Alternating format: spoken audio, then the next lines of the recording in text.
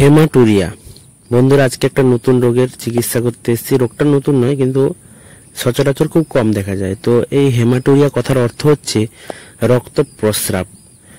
তো এটা পশুদের হলেও একই আর মানুষের হলেও একই। তো চিকিৎসা ব্যবস্থাটা আলাদা কিনা জানি না। তো আমি পশুর চিকিৎসা করতে এসেছি, তাই আমি পশুর চিকিৎসা যেভাবে করা হয় বা কি কি কারণে হয়ে থাকে তো সেগুলো আলোচনা করব। তো এই হেমাটুরিয়া কথার অর্থ হচ্ছে রক্ত প্রস্রাব। প্রস্রাবের সঙ্গে রক্ত প্রচুর পরিমাণে এলে তাকে হেমাটুরিয়া বলা হয়। তো কেন হয়? তো শরীরে বিভিন্ন রকম কারণে, শারীরিক অসুস্থতার কারণে দেখা যায়। যেরকম কিডনির সমস্যা হলে দেখা যায়, প্রস্রাব গ্রন্থিতে কোনো সমস্যা হলে দেখা যায়, আর মূত্র ইনফেকশনেও হয়ে থাকে, মূত্রনালীর ইনফেকশনে, আর বিভিন্ন আরো জটিল জটিল কেসে সাইড এফেক্ট হলেও এই সমস্যাগুলো দেখা যায়। তো এখন এর চিকিৎসা কিভাবে করা হবে আর কিভাবে বুঝবো এই রোগটা হয়েছে?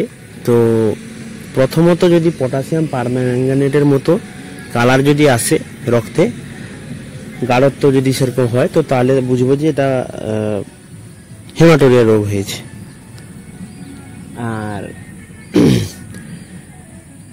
কিভাবে চিকিৎসা হবে? তো চিকিৎসার বিভিন্ন রকম পদ্ধতি আছে। অনেকে ঘরোয়া চিকিৎসা, ঘরোয়া গাছগাছড়ার রস থেকে অনেকে খাইয়ে টাইয়ে চিকিৎসা করেন। তো তাতে ফল হয় কিনা জানি না। তো আমি আমার যেভাবে ভেটেরিনারি মতে চিকিৎসা করছি, তো সেভাবে এতে ইঞ্জেকশন করতে হবে। তো ওষুধপত্রের নাম বলছি না, আমি কিভাবে চিকিৎসা করছি দেখুন। নাম বললে অনেকে বিতর্ক করবে। তো অনেকে তো অনেক রকম ওষুধ ইউজ করেন। তো আমি আমার মতে ইসাম সাইলেটের গঠনযুক্ত ওষুধ ইউজ করছি। আর আর আরো দু একটা ওষুধ ইউজ করছি, তো নাম বলছি না, অনেকে অনেক রকম কমেন্ট করবেন। তো যাই হোক, চিকিৎসা করছি, ইঞ্জেকশনের মাধ্যমে চিকিৎসা করছি, দেখুন ভিডিওটা। আর যদি কোনো এইরকম কোনো সমস্যা দেখতে পান বাড়িতে বা বাড়ির পাশাপাশি, তো দেরি না করে কোনোভাবে চিকিৎসার আওতায় নিয়ে আসবেন। কেননা রক্ত যদি শরীর থেকে বেরিয়ে যায়, তাহলে কি হবে না, পশু ধীরে ধীরে দুর্বল হতে থাকবে। আর পশু দুর্বল হয়ে গেলে উঠার মতো ক্ষমতা থাকবে না, এবং তার শরীরে অবনতি ঘটবে। অনেক সময় চিকিৎসার অভাবেও পশু মারা যায়।